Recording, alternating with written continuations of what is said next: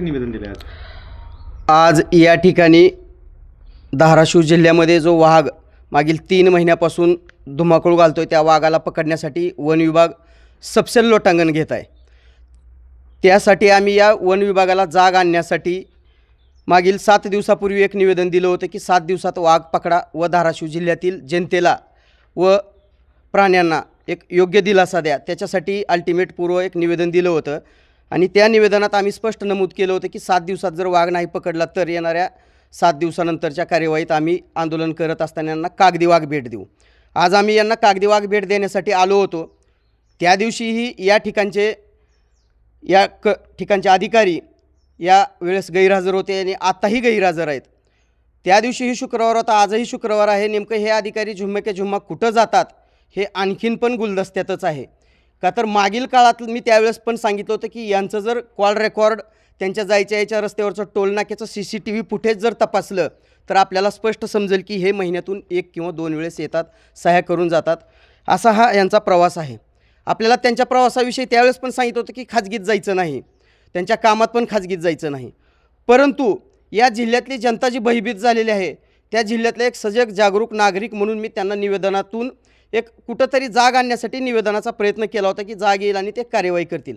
परंतु 7 दिवसात त्यांच्याकडून कसलीही प्रकारची ठोस कार्यवाही झाली नाही। आणि मागील काळामध्ये या चालू महिन्यातच फेब्रुवारीच्या 4 तारखेला एक लोकमतमध्ये बातमी प्रसिद्ध झाली होती की बाबा या ठिकाणी राज्यात वाघाच्या तस्करी करणाऱ्यांच्या टोळी सक्रिय झालेल्या आहेत। मला तर दाट संशय असा यायला लागला की या पूर्ण राज्याचं लक्ष पत्रकारांचं असेल, वन्यजीवप्रेमी लोकांचं असेल, या येडशी परिसरावर लावायचं आणि इतर ठिकाणच्या वाघाची तस्करी करायची। का तर आजपर्यंत या जिल्ह्यात बघितलं तर बऱ्याच वेळेस या जंगलातली वृक्षतोड फॉरेस्ट डिपार्टमेंटनं केलेली आहे आणि संबंधित तस्कराच्या मार्फत त्याची विक्री केलेली आहे।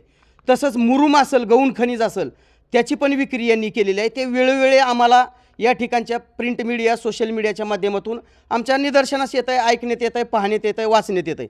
त्याच धर्तीवर या वेळेससुद्धा नक्कीच मला दाट संशय येत आहे की तस्करी करण्यासाठी या एकाच वाघावर लक्ष केंद्रित करायचं आणि इतर ठिकाणच्या वाघाची तस्करी करायची। मी यासाठी यांच्या संबंधित अधिकाऱ्यांच्या, वन विभागाचे उपविभागीय अधिकारी असतील, DCF असतील, CCF असतील, यांची रीतसर CDR कॉल डिटेल्स जे असतील त्या तपासण्याची मागणी मी केंद्रीय गुप्तचर विभाग व राज्य गुप्तचर विभागाकडे रीतसर लेखी निवेदनाद्वारे सुद्धा करणार आहे। त्याच्यातून सुद्धा आणखीन यांचे काळे पांढरे धंदे नक्कीच उघड होतील। परंतु त्याच्यापूर्वी यांनी या वाघाला तात्काळ पकडावं, अन्यथा आम्ही पुन्हा आंदोलन नक्की करू। या 7 दिवसात जर वाघ नाही पकडला तर यांचं वरिष्ठ विभागीय वन अधिकारी प्रादेशिक कार्यालय धाराशिव यांना बेशरमाच्या झाडाचा फाटा भेट देऊन निषेध करू। त्या उपरही तिथून पुढे 15 दिवसामध्ये म्हणजे 14 मार्चपर्यंत जर नाही वाघ पकडला तर वन मंत्र्यांना जिल्हाधिकारी मार्फत डायरेक्ट एक सुंदर पवित्र भेट, गाढव भेट त्यांना देऊ। आणि ही गाढव भरती जी यांनी केलेली आहे त्यांना नक्कीच कुठंतरी भाग पाडू की यांचे प्रमोशन असतील, हे प्रमोशन थांबवण्यासाठी या ठिकाणी ते त्यांच्या सर्व्हिस बुकला नक्कीच नोंद करतील।